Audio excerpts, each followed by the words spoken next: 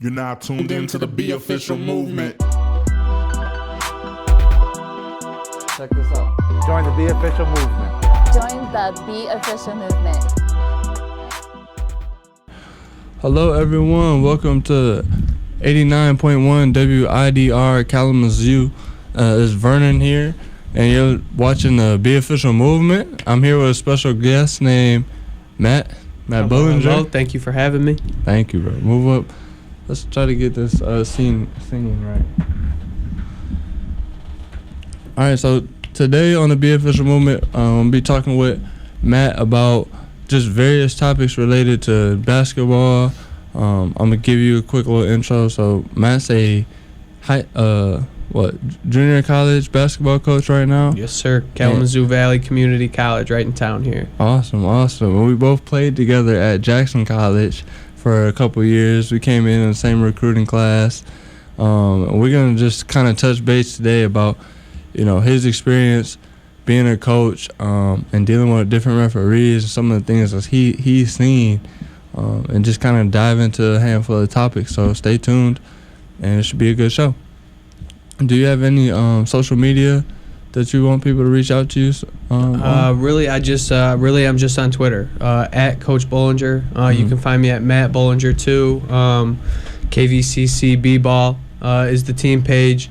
I'm not really heavy into the social media stuff like that, but if you have any opportunities for myself, I teach a class at Kalamazoo Valley too for referees too. So we're always looking for opportunities to get those guys and girls some work, men's or women's games. So if you need anybody to referee your games, they're awful cheap because they're still looking for work.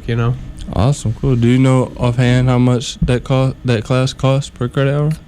Depends if you're in state, or in district. So kids from Kalamazoo who attend Kalamazoo Valley are going to pay roughly just $150 for the class. Mm-hmm. So what we do is we'll come and we'll register you as a MHSAA official. You'll go through about 8 weeks, 15 classes over those 8 weeks, and we'll just kind of teach you the important stuff, the positioning of it, the correct calls, what you're looking for, where your eyes should be, how you work with the other officials, how you handle coaches, how you handle crowds, just in a very general sense. And then we go and we'll see how you do out there in real life, decide if we want to give you some more games or not. Okay, cool, man. That's awesome. That's exactly what we're trying to do here with the BeOfficial Movement. Recruit new talent, new young talent, train them up, teach them that positioning, get them registered with their local state organization, whether it be the MHSA or if they're in like Indiana, I think it's the IHSAA. Yes, sir, it is. Yes, sir. That's where I played. That's where I played in college. So we saw some IHSAA stuff down there too. Yep, that's awesome. Cool, man. So let's start off with that.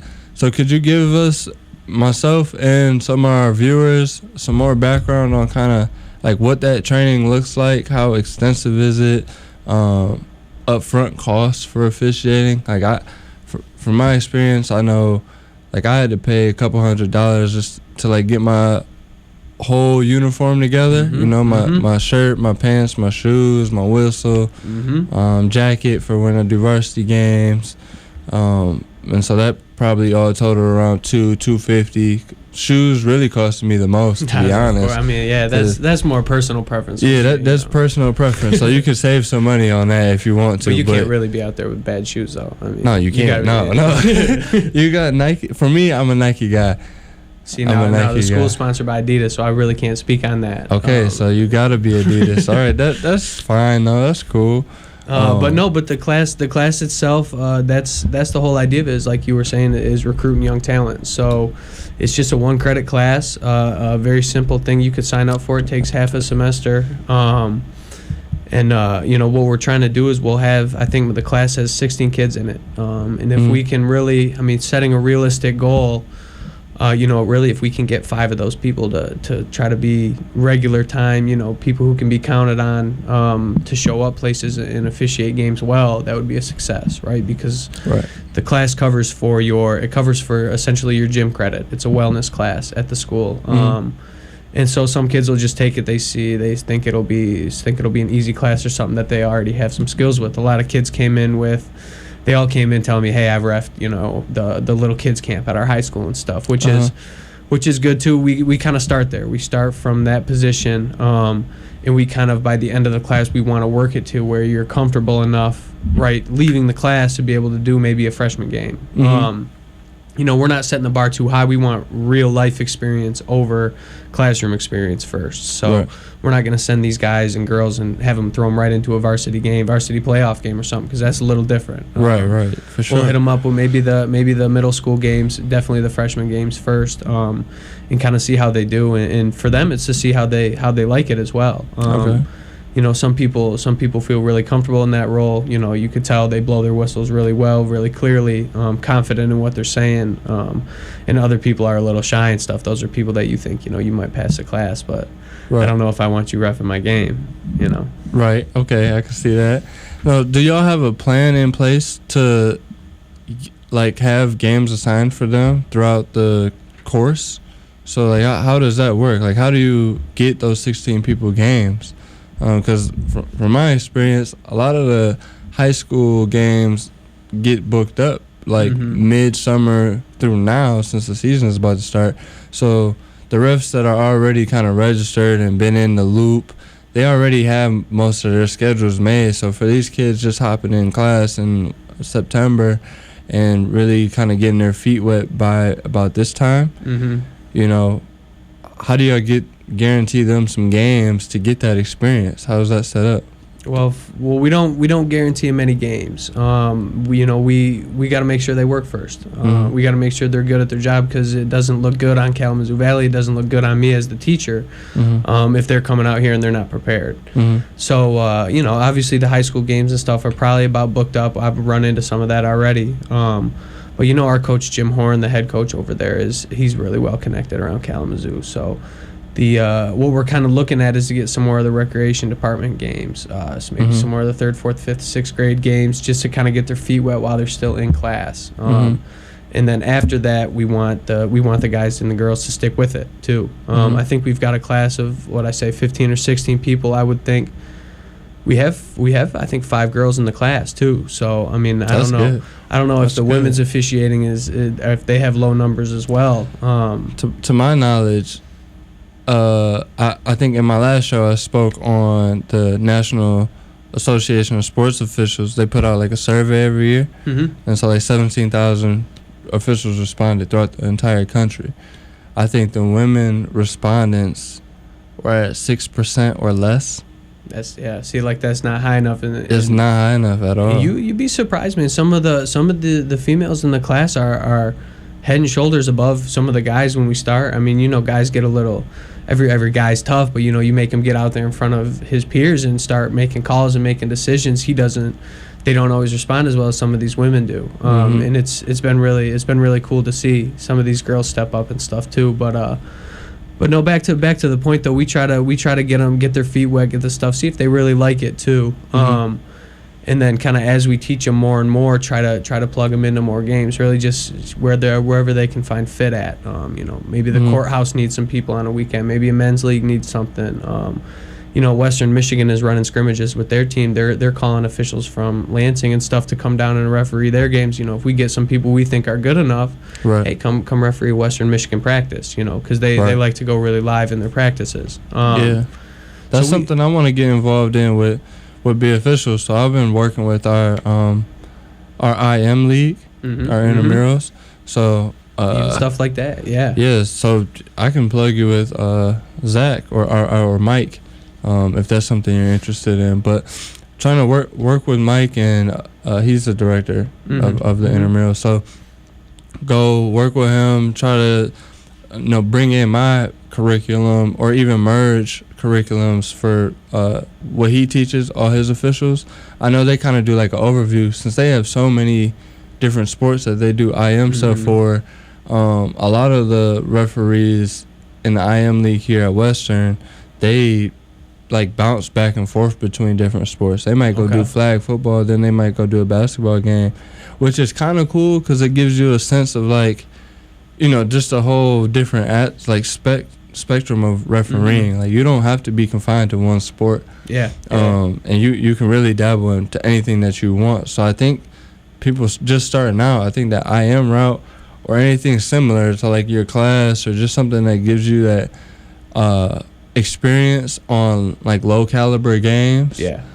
I think that's what really opened the eyes to a lot of young people, men and women. Well, I think when you say that out loud, you kind of got the wheels turning in my head. That would be a great idea, because for one, even if you throw them in a ninth grader, even in like a middle school or a sixth grade game, you could get some parents really breathing down your throat. Right. And if you're a first time referee out there, even if you're making the right calls, you really believe in it. If you have people yelling down your neck all day long, that's gonna make you a little hesitant, second guess yourself a little bit, and we both know that makes for bad refereeing, right? Yeah. To get out in the IM stuff, which would really be their peers, people about the same age as them, if you can go out there and make calls in front of that age group that you're kind of a part of, then you can do it at any age group. Yeah, for sure. And you'll have the luxury of not having all these parents or people really yelling at you behind your back while you're learning it. So that's kind of the thing right now is we want to learn it. We want to really inspire people to want to do it. Kind of the same thing you're doing with the show, the same thing you're doing with your movement. For those of you that don't know, I'm having Vernon come and speak to my class, just kind of give his experience on it, try to inspire him that way too.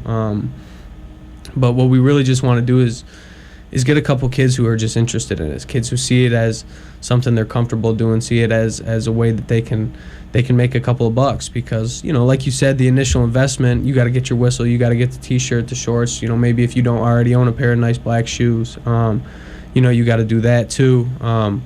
And then for us, registering with the MHSA costs a couple bucks. You got to specifically do the basketball one, costs a couple bucks, but the way we sell it to them is, it's an investment in yourself. Right. You should be able to come in and make your money back in a couple weeks. If you're really committed to it. If you think about it, you should be able to make that initial investment back if you're really committed to it in a couple of weeks. So I think that part of it's good too. And then you said about his curriculum. I'm always trying to learn too. I'm not, I've refereed a little bit myself. I've got some AAU experience. I've got some referee some serious game experience. But even I'm still learning stuff too. And I've stuck mostly to basketball. So I think another perspective, maybe making them do the flag football, making them do the volleyball or whatever other sports there are, could just be good for them overall. Right. Because some people, just to add to that, like to touch on that point, some people may not just be all into basketball. Like basketball, I've talked to some other referees. It's hard for you and me who played it in school to, like that's our sport. That's like whatever. I played other sports in high school too, but like basketball is a true love. Like it's not like that for everybody. True. And basketball is one of the hardest sports to referee. Yeah, it's getting faster and faster too, man. It's faster. There's a lot of gray area. Like not every call is black and white. Like a charge could easily be a block. A block could easily be a charge. But whereas things like volleyball is one of the easier games to ref. Just like if you're a line judge, is it in or is it out? You just better have your eyes in the right spot. Yeah, have your eyes at the right place. I'm sure well, that's across all. Yeah, you're simplifying a little bit, but that is across all sports though. Like positioning and where you're looking is the most important part of being a decent referee. Like if you're standing in the right your spot, bare minimums, the bare minimum, those are the basics. Like if you're standing in the right spot and you're looking in the right area, you'll make a lot more calls than somebody would a lot more good calls than somebody would who isn't in the right spot and isn't in the right area. Just floating around, not really paying attention to the game. So yeah, man, that's one of the things we're trying to do too. Is the guy that hired me to teach the class? He wanted me to come up with kind of a lesson plan of what are some of the things you're going to hit on in class. And those two were two of the big ones: the positioning, where like what are you looking for? Your eyes, your eye discipline. So we just did that. We've only had 3 classes, and we've already taken a positioning quiz. Kind of, are you the center, the leader, the trail? Who's responsible for watching 2 or 3 pointers? Who's calling 3 seconds? Stuff like that. How you are as you move up and down. You report the foul, you're going to come back in a different position. Are you going? See, I'm excited to come talk to the class too, man. I appreciate you letting me come in and absolutely. It'd be good for them too, to see it really from you. But so we hit on those 2 things, and then really the third thing that I really put a lot into the syllabus or whatever you have to do about it. Was just the confidence of it. It was just the confidence, because if you got your eyes there and you're in the right position and you make a call like you 100% believe it, even if it's the wrong call, if everybody out there is going to watch you make it 100% confident and you're full on, you give your extensions, you make your calls, no hesitation about it, they're going to roll with you. They're going to think that you know what you're doing. You're going to keep in control of the game is another big one. So that's kind of, we're still early in the class, but that's kind of what I've been trying to give to them is be confident about it. Be confident about your calls. Make sure you keep the game in control. That's where it's bad, when the game gets out of control. That's where you start looking bad. That's when you end up on YouTube or World Star. not the kind of YouTube we're looking at. You're looking at the bad side. You're looking at the complication videos. What not to do. What not to do. You don't want to be on that.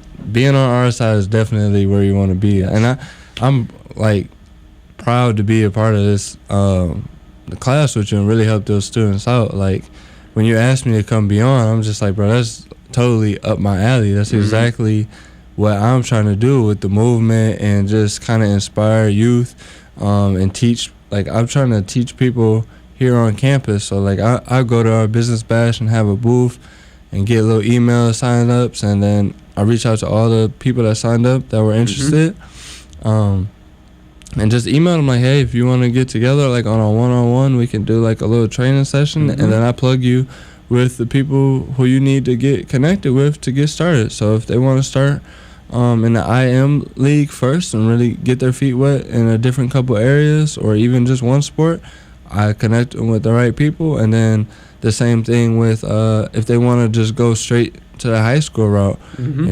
I officiate throughout the state of Michigan. I've even touched in Wisconsin and Illinois before, doing a couple of tournaments out there. So it's like I got some connections that I know I can make, and my connections got connections. So like if the people are interested in becoming a referee, the whole purpose of this movement is to just let me know, and I would connect you with the right people, find you the uniforms that you need, get you the games that you want, and just kind of be that focal point for all things referee. Or officials, as we like to call them now. It's like once you're in the world of refereeing, then you start kind of like when you're a fan, it's just all ref. It's hey ref. A short version. Short. Hey ref. But like when you actually start doing it, you become more aware when you take it more seriously too. When it's not just like some of these guys that come into the class talking about I've ref the high school camps before. These little kids. That's you're doing that for your school, or that's part of being on the team or whatever. But like people like you that are doing it seriously, you're taking it official, like it's a real job for you. This means something to you. I feel like you get the designation of official because it is official. Like there's different levels to it for sure. It's levels to it for sure. That's great, bro. And that's why the name is what it is. Be official. Like either become an official as a referee, or just really be spot on with what you want to do and hone into your craft. Like, just be the best that you can be, and nobody will doubt that, bro. I'm excited to bring you in, bringing another official in as well, and kind of just put it right out in front of them. Like, if you're serious about it, here's how you go do it. I think a lot of people need like kind of a kick in the butt sometimes to get up and go do it. Well, hey, here, it's right in front of you. Like, if you want to make your money back, you had to pay whatever for this class. You had to pay whatever to register for for the whistle and the gear and stuff. It's right in front of you. You either take it or you don't. And if you're not somebody that's going to take it, we don't want you reffing anyway, right? We want people that are going to be serious about it. So no, man, that'll be a good time. And I'm having you come in a week before. I'm having Shanier Trice, a real seasoned guy from Lansing, come in.